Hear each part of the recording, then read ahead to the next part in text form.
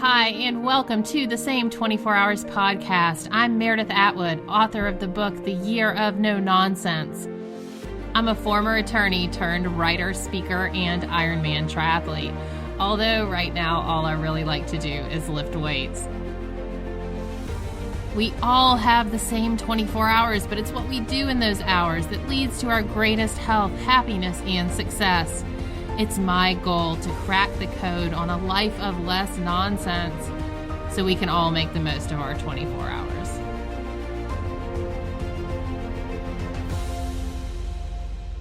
So let's get started. Hello, everyone. Welcome back to another episode of the Same 24 Hours podcast. I'm Meredith Atwood. Very glad you're joining us. So this is my actually, I have one other person I've interviewed 3 times, but Dr.Cole is back. So welcome back. Thank you so much. I'm quite the honor. 3 times. Yes, One of I 2. know. Who's the other person? So I have my good friends, Brent and Kyle Peace, who are the Ironman, who like one of them has cerebral palsy and the brother pushes them, and they have these foundations. So they're my good friends. They're the only ones who've been on 3 times. I love it. So you were super special. Thank you. So how have you been? The last time we talked, there was no global pandemic, and you know that's been a thing. So how have you been? Yeah, I mean, it's been quite the crazy. 2020 was a crazy year, wasn't it? It's like I didn't. I mean, who could have planned this? It's just so much has changed in such a short period of time. Yeah, so it's there's 2 different levels of that. For me personally, not much has changed. We always had a telehealth clinic. We're actually started one of the first functional medicine telehealth centers in the world over a decade ago. So I've only consulted people online. I mean, sometimes people would fly in or drive in for the first consult, or if they wanted to, or see us occasionally if they wanted to. But it wasn't needed. We've always done webcam. So professionally, my day job of consulting people and getting them labs and all that stuff that I really love hasn't changed. And my kids are homeschooled too. So that hasn't changed at all. So I don't know how he didn't plan on a pandemic. That's not why we're doing what we're doing. But personally, not much has changed. I just think I'm very conscious of the fact that a lot of people's lives have really changed. Yeah. And some very not in a good way. And my heart goes out to all those people where they are being impacted, whether they've lost a loved one or the economic implications of what's going on right now. So yeah, crazy world, right?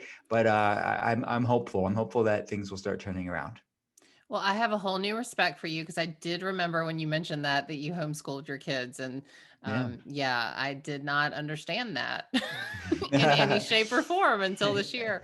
And I can't take the credit. My wife homeschools my kids. I do the peripheral stuff when I'm home, but she really does pick up that, which is, as people have learned over the past year, how difficult that is. It's not easy. It truly is. But I think I'm actually leaning more toward it because I can see the benefits of it. I can see the benefits of being home, of taking your own schedule. I mean, that's the thing is they're trying to cram the whole school day into, have the kids online for 7 to 8 hours, which is not traditional homeschool. So it's like this weird, I can see how I could do the homeschooling thing, but we would be doing school for about 4 hours. That's all. Yeah. And that's typically what my kids do as well. Some days are longer, some days are shorter, but on average, about 4 hours. It works for us. I know it doesn't work for everybody, but it definitely works for us. I liked it originally. Why we did it, one of the major reasons was because I travel a lot for work and I teach in different areas, and I really liked taking one of my kids with me and hanging out with them in a new city and getting able to spend that time. That's one of the major reasons why we did it. Obviously, over the past 2020, I didn't do that, but it still worked out well because we already were in that world when everybody else was thrown into that world. Right. So for anyone new to the podcast and you want to hear 2 great episodes, Dr. Cole was on, hold on, I flipped my page, 148 and episode 74. So we talked about all sorts of amazing stuff, inflammation, the ketogenic diet. I mean, we covered all sorts of things in those 2 episodes. So definitely go back and check those out. But for today's episode, we are going to talk about his new book. So, first of all, let's rewind a little bit and tell everyone a little bit about what you do, just for the new listeners. Sure. So I'm a functional medicine practitioner. Like I mentioned, my main focus as far as during the day, like my day job is I run a functional medicine telehealth center. So what functional medicine is in short, evidence-based alternative medicine or evidence-based medicine that is tailored to the individual. So bio-individual medicine, if you want to call it that. But the Cleveland Clinic has a functional medicine center. All those doctors at the Cleveland Clinic's functional medicine center is trained through what's known as the Institute for Functional Medicine. That's who's trained myself and my team. A more like extrapolated conversation around functional medicine is we run more comprehensive labs. So we're looking at root components that are the pieces to the puzzle of why people are struggling with the things they're struggling with. So we deal a lot with people with autoimmune issues. That's our main patient base, but people also with chronic fatigue issues and things like hair loss, hormonal problems, people with digestive problems. We see a lot of those people, and people with anxiety and depression as well. So those are the people I definitely have a passion for and a heart for, and giving them answers and giving them tools to overcome these things and really hearing them. So we also interpret labs differently. So anybody that's listening will know, hey, when they get their basic labs or whatever labs are getting done conventionally, they have this reference range that they're being compared to, this X to Y interval. We get that reference range from a statistical bell curve average of people who go to that lab. So it's non-standardized for the most part. So you can go from lab to lab and you'll see those reference ranges will vary from based on that population. We don't want to just look at the average of people who go to labs, because people that predominantly go to labs are not the healthiest bunch of people. So I want to look at how you can feel your best. Where is your vibrant wellness? Where does that reside? That's the functional range. That's where your body is functioning the best. And that's what we're looking at, and where we get our name in functional medicine. We're looking at where your body functions the best. So it's a thinner, tighter range within that larger reference range of where does optimal healthy live. And so we're comparing you to optimal healthy so we can get you there and understand the gray areas, the pieces to the puzzle, which is typically a confluence of factors. It's a multifactorial perfect storm that can give people the symptoms that they have or drive the things that they're struggling with. So that's what I do. We look at labs and then we tailor it to the individual, because we realize we're all created differently, and what works for one person, even if you have the same diagnosis, even if you had 100 people with fatigue is a good example, or thyroid issues, what's needed for one case is not needed for the next case. So I really want to give it a thoughtful, fresh perspective and get multiple labs' perspective from their vantage point to understand what's going on there. So there's a diagnoses like chronic fatigue issues or fibromyalgia or even thyroid issues. Those are really broad sweeping, overgeneralized codes that are used from a diagnostic conventional standpoint, which is needed, but it doesn't understand. You don't look at the context of the case, and the context of the case is so different from people to people, because what's driving that? Is it underlying hormonal problems? Is it a chronic infection? Is it toxicity? Is it underlying gut issue? Is it toxic relationship? Is it some mental emotional thing? It could be anything, both physiological in their life, the impacts of physiological that could be driving their symptoms, and that can apply to any health problem. Right. And I'm so glad you mentioned it, because when I first asked you what you did, I was like, don't forget to ask him about the range of labs, because I just think that's so important. When I learned about that years ago, probably from you, honestly, I thought, oh, that makes so much more sense. And in traditional medicine, you may go to a doctor, they run labs, they're like, well, your labs are normal, we don't know what's wrong with you. And to just realize that you're being compared to the other sick people that are being run, that's your normal range. You're normal for a sick person. Hello. Right. Yeah, And just because something's common doesn't necessarily mean it's normal. And that many people just settle for these things because they're told they're normal, or it's their everyday. So they're pushing through the day, but it's not a good quality day. Their quality of life isn't great, or maybe not good at all. But people with these chronic health issues, these are really silent problems for most people, because People look quote unquote normal and they can get through the day. So people don't realize on the outside what it takes just to get through the day when you're struggling with things like autoimmune issues or chronic fatigue syndrome or hormonal problem or a digestive problem or anxiety and depression. So these are things that are silent, but I want to bring light to them and bring awareness to them, because you have to know what you're dealing with to do something about it. And many people are floundering, trying to figure out what the heck's going on here. And they're immersing themselves in Dr. Google because they're being delegitimized unintentionally, maybe by mainstream medicine, but they want to find answers. So those are my people. Those are the people that we really want to give them the thoughtfulness and the time that they need. Yeah. Yeah. Okay, so let's talk about your new book. One, what inspired it, Mhm. and two, what's it about? What's called intuitive fasting. This is a concept, well, it's born out of my clinical practice, really. It's something that I've talked with patients for over a decade at this point. It's something that I use in my own life for even longer. So this is born out of that, just like any one of the things that I've written. So Ketotarian, which I was on your show first for, is born out of my own journey and what I've seen as far as being a clean ketogenic lifestyle as a tool to feel better and to optimize your health. And I talked about fasting in that book, but I wanted a deep dive. And same with the inflammation spectrum. I actually talked my second book. I talked about fasting in that book too, and time restricted feeding and what it could do for inflammation. So this is a sort of a crescendo conversation that now I can have full book to discuss this stuff, because there's so much exciting science and practical application to this concept of intermittent fasting or time restricted feeding. But let's do it in a way, as its name implies, it's almost, an opposite, this sort of dichotomy of intuitive fasting. What do I mean by that? I mean, besides it being a play on words of intermittent and intuitive, it's way more than that. It is, I want people to really get to a place of intuition, and whether that's using food intuitively or fasting intuitively or just living from a place of intuition, which I love having this conversation in the book, because it's in our culture. We are in this sort of Instagram, social media, nice sounding, sounds nice, sounds sexy, sounds appealing, but what's the practical application of that? So for someone to say, I'm an intuitive eater, I'm intuitive eating, that's great. But when you're in a state of imbalance, when you're struggling with hangriness and fatigue and hormonal imbalances or autoimmune issues, what is up is down and down is up, because your stress eating or the cravings aren't your intuition.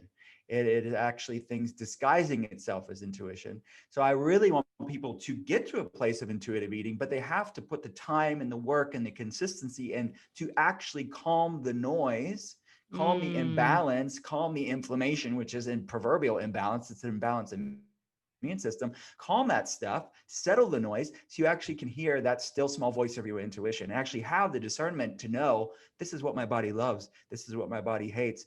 But you have to get to a place of centeredness to actually get there. So oh, this from is there, you such can a actually, good point. Oh my gosh, I have to share something with you, because yeah, my background a little bit. Like, yeah, my body was a trash can for like 20 years. I drank excessively, ate whatever, mhm, didn't eat me, mhm, and I never knew how bad I felt, like, all the time, right? Until yeah, you start to get some health, right? mhm, You're like, oh, I'm sleeping more, I don't drink anymore, and over the last decade, I feel better and better and better. And recently, I started, like, the last 3 days, I was an allergic mess, to the point where I had to use an inhaler. And I don't ever have to do that. And I was like, oh my gosh, do I have COVID? And I realized I had switched my rice. mm, And because I eat carbs, yeah, but I had switched my brand of rice, and that was really the only thing, because I eat like the same type of things every day. It makes me happy. It makes me feel mhm, my best, and that was it. And to know, and so to bring that full circle with what you were saying, like, it took me so long to get to that state of like balance, to where I could mhm, go, okay, I don't feel good, and what is it? And I realized it was that subtle. And when you're treating your body like a trash can, like, everything always feels crazy, and anything you never know what is better or worse. It's just this. So I yeah. totally hear what you're saying with, like, how do we get to the state of being okay before we can be intuitive? Absolutely. Yeah. Well said. That's exactly what I'm talking about. How do we clear that disillusionment? How can we settle that? Because inflammation is an imbalance in the body. It causes signaling pathways, like the hormones are not signaling properly, or transmitters are not signaling properly. Communication between systems, between the gut and the brain and the hormonal system are not signaling properly. So that all of that, you will not be guided from intuition. You may have intuition in other aspects of your life, right? I mean, you may have some intuition and gut instincts and intuition on things, but when it comes to food and wellness and feeling great, you're not going to have intuition. So flexible intermittent fasting is a tool that is really easy to do and accessible to do and completely free for people to do, to actually start to gain metabolic flexibility. Metabolic flexibility is the fertile ground for intuition, because you actually have proper signaling pathways. You'll have proper balanced inflammation levels. You'll have more guidance on what your body needs and what it doesn't need. Metabolic inflexibility or metabolic rigidity, when you're stuck in that sugar burning, hangry, fatigued, craving, inflammatory mode, that metabolic rigidity is the death of intuition. You will not be able to discern what your body loves and what it doesn't love, because like you said, there's so much noise proverbially going on. So that's why the conversation I'm really having is how do we gain metabolic flexibility so we can create an environment to really know what your body loves and what it doesn't love.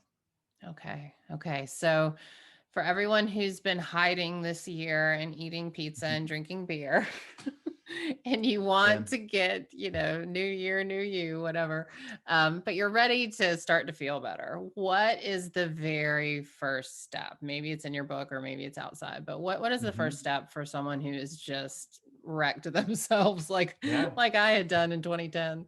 Sure.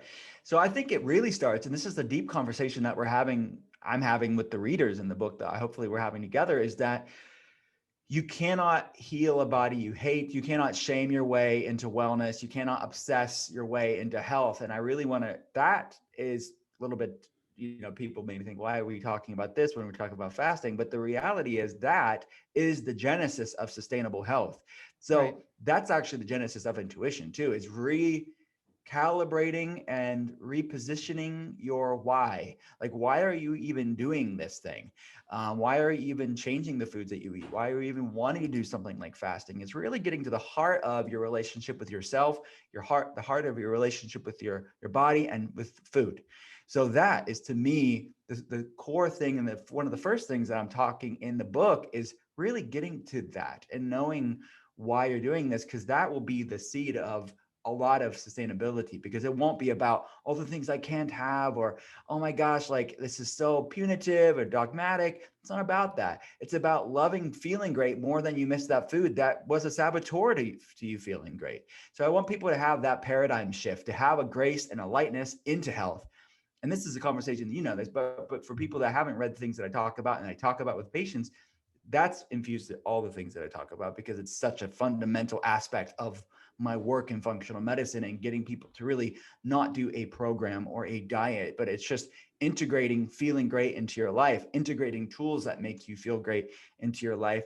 And it's a no-brainer then. It's that people are really motivated and encouraged by feeling great and are focusing on all these amazing things that you can do to make your body feel great. So that's actually the first thing that you would do, at least start that process. Not to say that you've healed your relationship with food or healed your relationship with body, or there's no shame or there's no stress. No, that's not that. It's at least starting that awareness to at least create a space to say, this is why I'm doing it. And you have to check yourself along the way. I mean, these are deeply ingrained neural pathways that many people have, that they've Right. had their relations with food, but at least start that healing process on a mental, emotional, spiritual level. And Yeah. then when you start feeling better physically, that will further encourage you to do the things that you're doing to continue to feel good. So from there, then we get into the logistical stuff of, it's really, I put in a 4-week flexible fasting plan that you can cycle through those 4 weeks as much as you need to start gaining metabolic flexibility, to start growing an intuition of having that resounding grace and lightness of what your body needs. So it's a lighter fast, a lighter time restricted feeding, which is a 12-12 fasting to eating window. So it would be considered a time restricted feeding, or TRF. It means you're eating within a 12-hour period. So think 8 a.m. to 8 p.m. You're just eating your meals. That's very easy. You're just fasting Right. through the night until you break the fast at breakfast, which is, there's some compelling studies on something as simple as a 12-12 time restricted feeding window to give your body enough time to repair at night while it's sleeping. And then we're pairing that with a clean ketotarian lifestyle. So it's kind of, in many ways, intuitive fasting is part 2 of ketotarian. It's a way for people to learn this because it is very symbiotic. It's very but it amplifies, they amplify each other. That a clean ketogenic diet like ketotarian and intermittent fasting, they both increase beta hydroxybutyrate. They both increase ketones, which is known in the research as the 4th macronutrient. We have proteins, fats, carbs, and ketones. So it's a way to fuel your body to start getting metabolic flexibility and burning fat for fuel and becoming a fat burner. So it's getting that kindling off of that fire, that hangriness, the sugar for fuel, and getting a log on the fire. And that process takes time on a mitochondrial level, on a metabolic level, takes time. But we're starting that process in week 1. And then week 2, we're getting a bit deeper to about an 18-hour fast. So think maybe 12 to 6 p.m. You're eating between 12 and 6 p.m. and then you're fasting those other hours. And week 3 is the deepest fast. It's an almost OMAD fast. So it's OMAD is an acronym that stands for 1 meal a day. So you're getting about a 22 to 2 fasting to eating window. And we're doing that every other day in week 3. And then week 4, we're loosening it back up in 12-12, and we're bringing more clean carb cycling. So you mentioned that rice that Mm-hmm. you have. I'm integrating that into the protocol so people can, and especially women, do better with this around their cycle or around a heavy workout Mm-hmm. or just because they want to.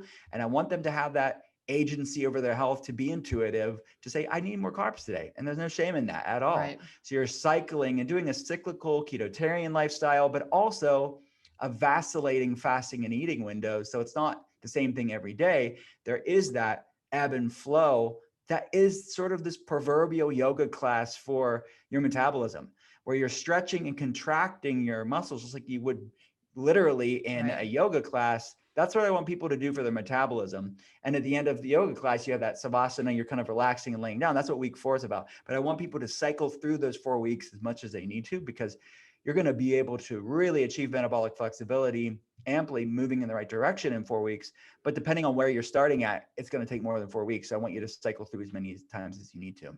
Yeah. Oh, that sounds so exciting. And I know there's something really powerful about the 30-day window as far as like um mentally too. I think Yeah. there's They something to can it, but I wrap their know, minds around it. Yeah. yeah, you can wrap your mind around it. And I always tell my clients, like, you can really do anything for 30 days, right? Mm-hmm. Like anything for 30 days. But there is also, I know from, and you know, I have a lot of autoimmune Mm-hmm. conditions. And for Yeah. me, inflammation is really cooled down in 30 days. Like you Yeah. can go really hard in the paint on some inflammation. And then after 30 days of taking care of yourself, you can really see it. So Absolutely. I love this idea. Okay. So tell everyone, title of the book, where we can get it, when's it coming out, and how they can follow you. Yeah, thank you so much.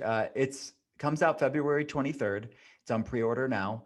I actually put a quiz in the book that's adapted from questions that I ask patients, and similar to the quiz in inflammation spectrum. It's a different quiz, but I adapt these from questions that I ask patients during a consultation, so they can take the quiz online. By the time people hear this, it's a metabolic flexibility quiz. It's at drwillcole.com. And they can learn more. Everything's at drwillcole.com. They can pre-order the book there, the links to Amazon and Barnes & Noble and Target and all those places. And Gwyneth Paltrow, people have heard of her. She wrote the foreword of the book, which I'm super pumped about that. She's That's really intuitive fasting. cool. It's very cool, very That's really sweet of her cool. to do that. But yeah, it's an amazing book. I'm super excited about it. And the second half of the book has like recipes and pretty pictures and like how to do this stuff in an easy to understand way. Well, you'll have to tell Gwyneth that you know of a really cool podcast she should be on. I will Dear Gwyneth. definitely mention that. Oh my gosh. Thank you Well, so thank much. you so much. And everyone listening, you know how I harp on this. Anytime I have an author on, go buy the pre-order. That is gold for us authors. It is our only commodity for real. Yeah. So thank you again, Dr. Cole. This was awesome. And I wish you the Thank you. best of luck with the Thank you. publication. Thank you so much.